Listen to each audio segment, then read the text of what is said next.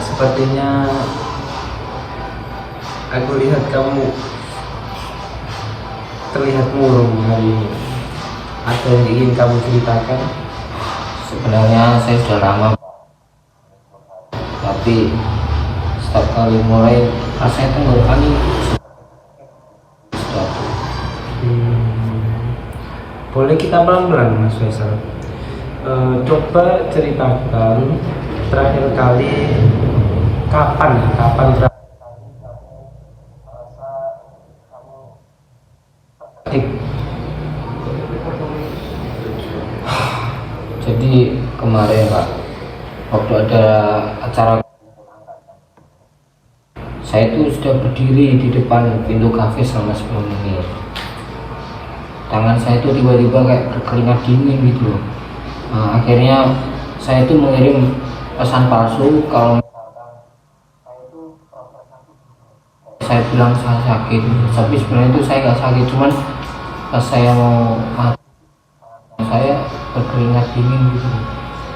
pasti capek banget ya. Pasti kamu merasa bahwa seakan-akan lama. Lalu apa alasan kamu? Jadi kayak saya tuh membayangkan semua orang kayak waktu saya SMA itu, pas saya pulang akhirnya saya tuh nangis gara-gara kejadiannya seperti tadi, seperti yang saya ceritakan tadi. Jadi saya tuh pulang nangis di kamar, nggak keluar-keluar saya itu. Jadi kayak rasanya tuh saya tuh nggak bisa bergaul lagi ya nanti sama temen-temen. Saya bisa memahami betapa kamu mengingatkan 10 tahun terakhir saat aku masih SMA sama bukan SMA sih, awal-awal masuk. Jadi pada saat itu ada yang namanya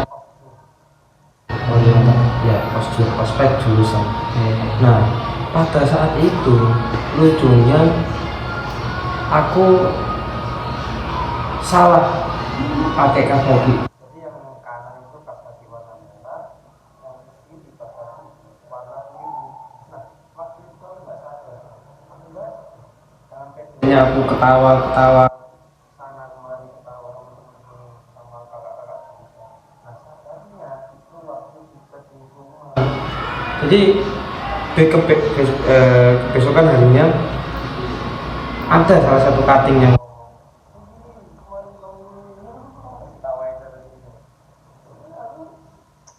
agak sedikit merasa malu juga. Ya saya sih enggak. Tapi tahukah kamu apa pelajaran terbesar dari peristiwa itu? Justru saat kita tampil aneh, itu sebenarnya mampu untuk menyaring orang-orang yang tulus. Mana ketika aku tampil kayak tadi gitu ya, mana sebenarnya orang yang kelihatan dia itu nggak ngehina, itu kan berarti dia tulus ya. Nah, mana yang jelas-jelas dia menghina gitu, mana yang bisa menerima apa adanya. Kalau saya tuh nggak berani, nggak kayak gitu, kayaknya belum pernah mendapatkan pengalaman kayak gitu. Iya, mungkin belum, atau mungkin ya kita yang terlalu sibuk sehingga kita nggak bisa melihatnya. Coba ingat lagi, pernahkah ada orang yang tiba-tiba menyapamu di tengah? Kayaknya pernah deh Kak. Kemarin tuh kalau nggak salah itu tiba-tiba ada ceweknya tuh bantuin saya kayak saya tuh sering-sering aja gitu Iya, siapa gitu. Menarik. Kamu bisa ceritakan detailnya seperti apa? Mana ya menarik ya dulunya seperti itu kayak sambil lihat covernya kan. Nah begitu saya tuh cuma bisa malu-malu begini. Nah, lalu dia tuh pergi dengan gitu. Tapi dari itu kayak saya agak baper gitu kan. Nah, kamu pernah berpikir kenapa kok dia tiba terus dia menyebutkan judul buku yang kamu maksud itu? Mungkin saya nggak sadar ya apa mungkin dia tuh mau memulai percakapan dengan saya. Kalau misalkan seperti itu saya tuh agak nggak ngerespon gitu. Makanya saya bingung. Iya, betul. Sekarang ya, jika waktu itu kamu yang balik bertanya ke dia. Jadi kamu nggak hanya dia. Coba kamu contoh, kamu nanya, kamu juga suka baca genre ini nggak kira-kira gitu. Kira-kira bagaimana Bang? Mungkin kita bisa jadi teman terus yang baik gitu kan. Iya. Bisa jadi teman ngopi atau teman sepelampiasan. Saja kamu.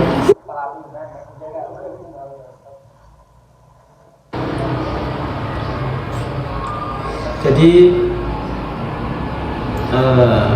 ini sebenarnya penting ya untuk dirasakan. Banyak ini kita itu invitation, ajakan interaksi, invitation. Karena ya secara harfiah sebagai makhluk sosial kita berinteraksi dengan orang lain. Mungkin sebenarnya banyak ya kak yang mau ngobrol. Iya. Tapi kayaknya saya Iya, yang nggak nyadar ya.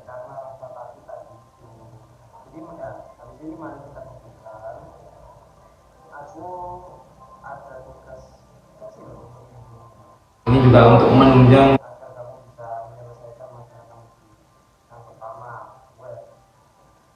coba catat setiap senyuman atau sapaan kecil yang kamu punya. Yang kedua, respon. Kita ada orang yang harus bisa belajar untuk merespon.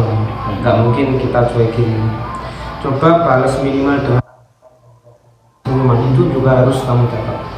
Yang ketiga, review. Kita evaluasi bagaimana hasilnya di minggu depan. Bagaimana? Baik kak, nanti kemarin tuh ada sempet yang bilang saya di kantin tuh, ada yang bilang kok kopi kamu wangi ya gitu. Tapi kayak saya tuh kayak pergi gitu lah, kayak malu. Saya kan introvert kan. Yang nggak apa-apa. Contoh yang bagus ya. Sekarang kamu sudah mulai bisa melihat peluang yang selama ini oleh rasa cemas itu. Ya apa enggak? Ya kak.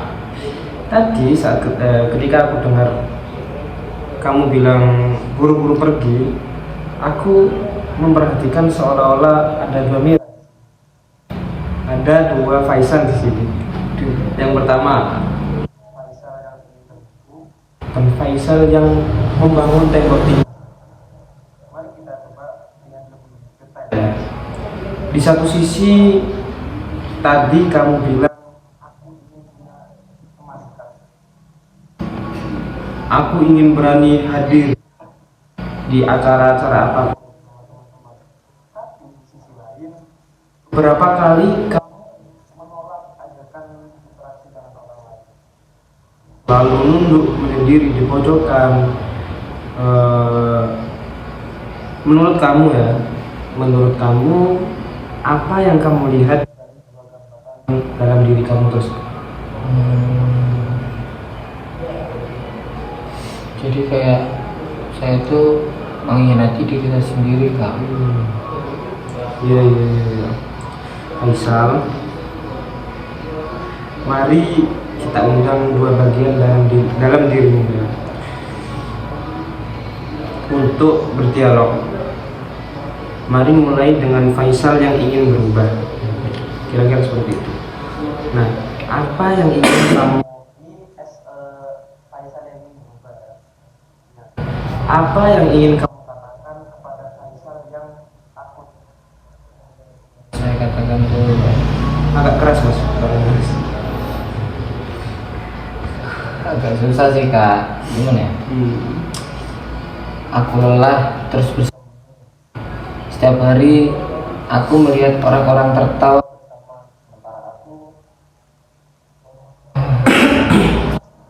aku menjadi penonton. Aku harus berani mencoba. Saya kira-kira perubahan seperti apa ya, perubahan seperti apa yang ingin kamu implementasikan? Seperti ikut kumpul mingguan gitulah. Jadi setidaknya 30 menit tuh saya ngobrol dengan satu orang. Untuk Mira yang Faisal yang berubah ini cukup ya. Sekarang kita ganti sebagai Faisal yang takut.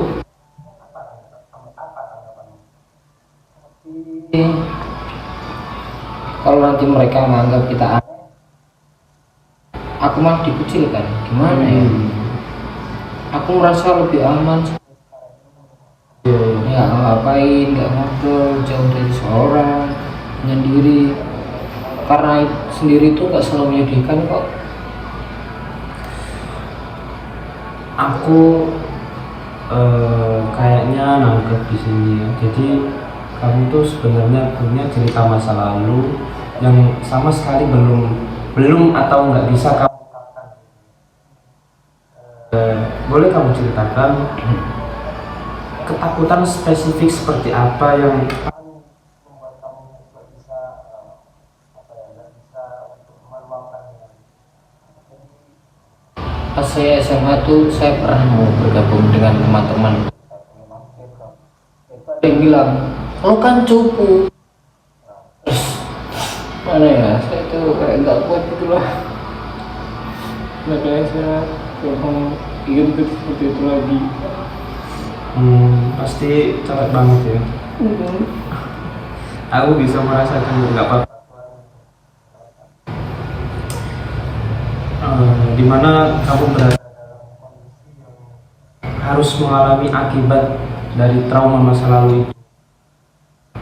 Kamu kalau gitu ya Faisal, mari kita coba telaah lebih dalam dari kedua sisi tersebut. Kita coba sederhanakan seperti dimana kamu mengharuskan kamu mengalami akibat dari trauma masa lalu. Kalau itu, mari kita coba telaah lebih dalam lagi. Kita sederhanakan lagi seperti tadi. Kamu bayangkan, coba ya bayangkan, kamu sedang berdialog dengan Faisal versi yang berbeda seperti tadi. Oke. Faisal yang ingin berubah, bagaimana kamu menjawab kekhawatiran tentang trauma SMA? Bagaimana menurut kamu?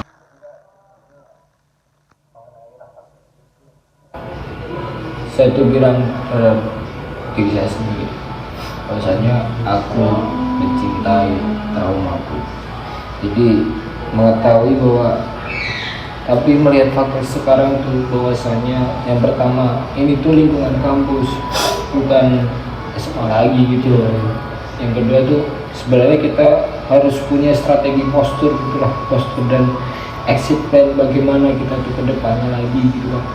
Nah yang terakhir nih kak, yang Saya tuh janji lagi kak, saya tuh bakal janji bahwasanya dalam kondisi yang nggak nyaman gitu, aku tuh nggak boleh pulang setelah 30 menit dan tidak akan memaksakan seperti itu. Iya, iya, iya. Nah, setelah jadi bagaimana menjawab kekhawatiran tentang sekarang, coba jawab tanggapan dari Faisal yang berubah mengenai Faisal kamu paham nggak? Palingan saya akan ajak teman yang menurut saya deket dulu kak. Iya. Jadi akan saya ajak kemari yang ngobrol-ngobrol dulu gitu lah. Yang menurut saya itu deket sama orangnya gitu lah. Iya. Nggak apa-apa, nggak apa-apa. Itu keputusan yang bagus, keputusan yang bijak. Kita bisa mulai dari situ dulu ya, nggak apa-apa kok. Pelan-pelan aja. Faisal, ketika aku tadi melihat kamu cerita tentang trauma masa lalu, tubuhmu seperti langsung gini, kayak seakan-akan nggak semangat gitu loh. Merenung sambil tangan mencengkram barang yang kamu pegang, bahu turun. Kenapa kira-kira? Duh, saya nggak sadar lagi kak tadi saya ngelakuin kayak gitu. Coba kita eksplorasi lebih dalam lagi ya. Coba pertahankan posisi kamu seperti ini. Katakan, aku tidak layak punya teman. Bagaimana?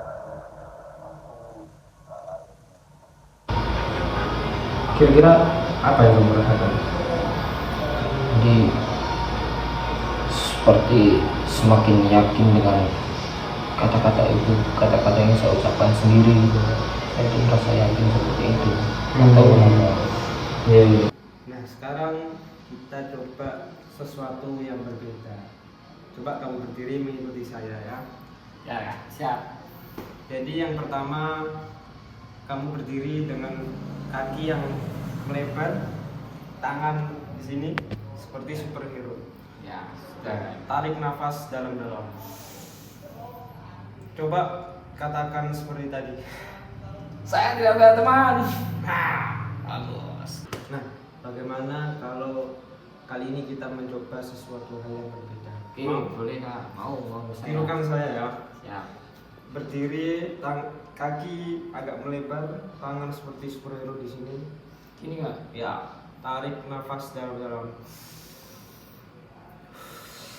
Katakan seperti tadi.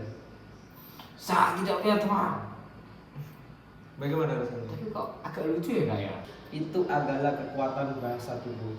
Saat kita mengubah postur, di saat itu juga kita mengubah pikiran. Ya. Karena respon dari mengubah postur tadi. Kamu mau mencoba sesuatu yang lebih sederhana lagi? Boleh kak, boleh. Oke, baik. Habis ini kita mencoba latihan praktis lagi. Siap kak. Kamu mengikuti saya seperti ini. Agak kurang semangat ya, seperti kurang semangat. Terus kedua tangan kita menutupi wajah dengan rasa penuh ketakutan. Terus kamu bilang, aku nggak bisa. Aku nggak bisa. Nah, yang kedua, kamu berdiri bak seorang yang habis menjuarai suatu pertandingan. Kamu sangat pede. Nah, kamu bilang, aku masih bisa. Aku masih bisa. Mantap. Bagaimana? Yang pertama tuh saya ingat diri saya sebelumnya.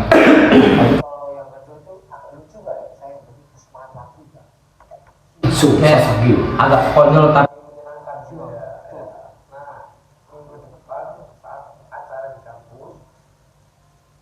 kamu bisa melakukan yang pertama, gunakan postur superhero tidak boleh kayak kelihatan kurang semangat apa gitu.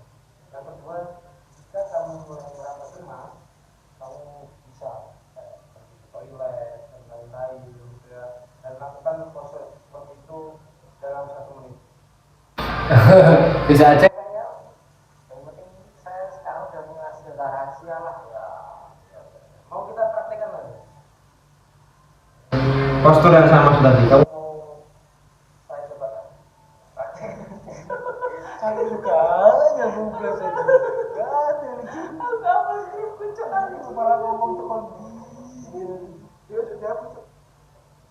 Iki mari berpaten ya. Pancet lho cuk nonton TV asu. Bisa aja kak. Yang penting saya sekarang udah punya cerita rahasia lah. Ya, ngomong-ngomong, kamu tadi bilang suka baca buku ya. Sekarang kira-kira lagi baca buku apa kamu?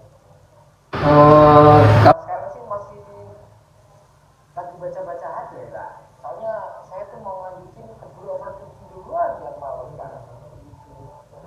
Ya nggak apa-apa, wajar pak. Kadang isi kepala memang lebih ribut daripada malam-malam buku ya. Iya kan? Tapi semoga malam-malam ke depan bisa sedikit lebih tenang lagi. Tidak seperti waktu kemarin. Benar kak? Kayak saya tuh sekarang rasanya diplom gitu. Ya, kayak tadi tuh rasanya kayak sedikit banget gitu rasanya. Senang dengarnya. Lega. Perasaan lega itu adalah tanda bahwasanya beban dalam hidup kamu itu mulai menemukan obat. Kamu nggak perlu menahannya sendirian. Kamu bisa bercerita ke saya, ke teman-teman terdekatmu dan lain-lain. Terima kasih ya Faisal. Kamu sudah berani menjalani proses seperti ini tuh harus dilakukan dengan sepenuh hati ya misalnya. Kita telah mengeksplorasi banyak hal mulai dari perasaan cemasmu,